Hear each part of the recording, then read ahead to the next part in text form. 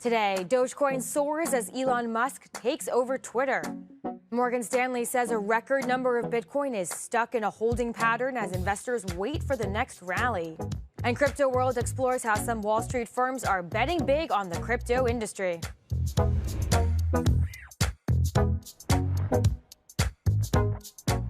Welcome to CNBC's Crypto World. I'm Pippa Stevens.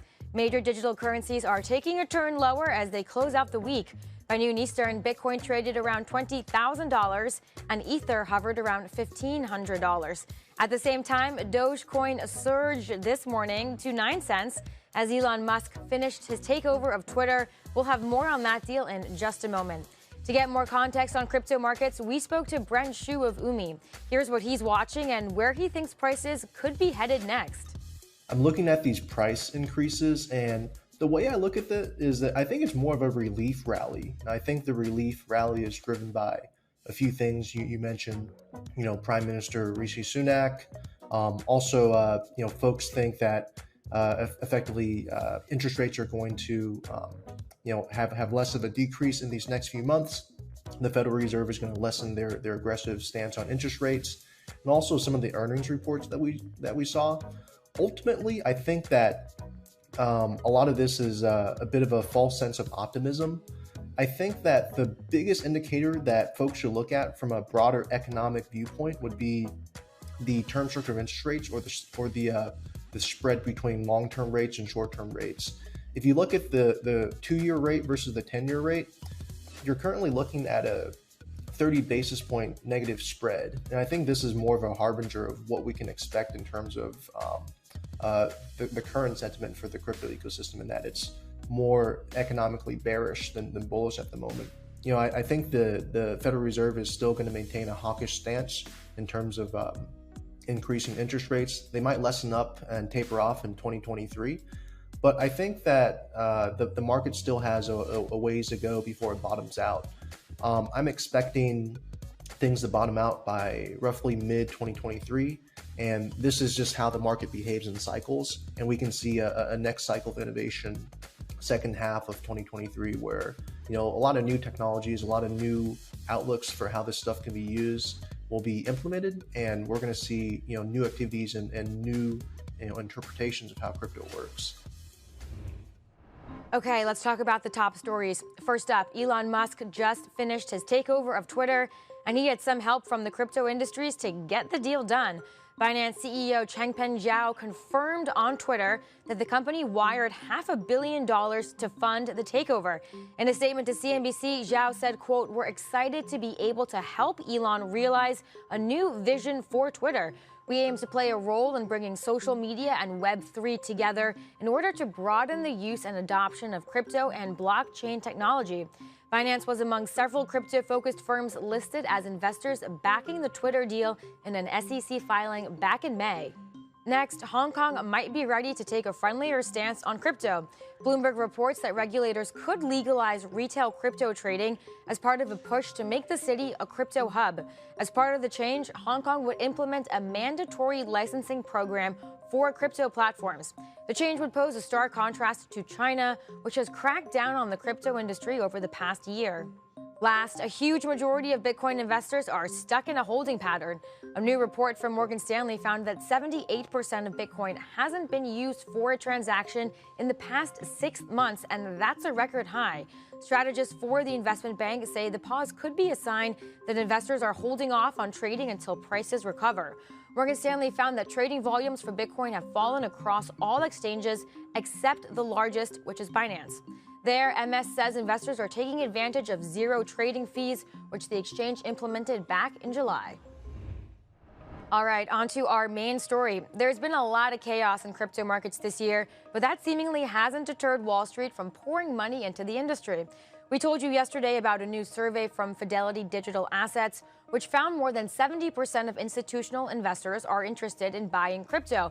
And at the same time, huge Wall Street banks are launching new products for clients to take advantage of the technology. Crypto World took a look at why these mainstays of traditional finance suddenly are spending billions on crypto projects and asked longtime crypto bulls how they feel about it.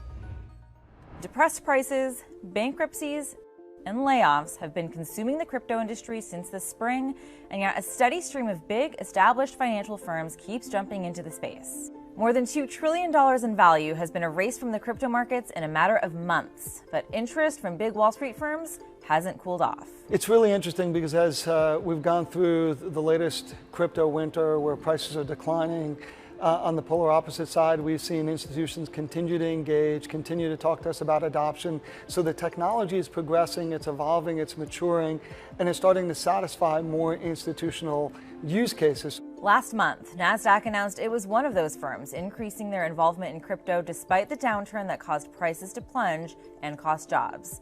NASDAQ will soon offer custody services for Bitcoin and Ether to institutional investors.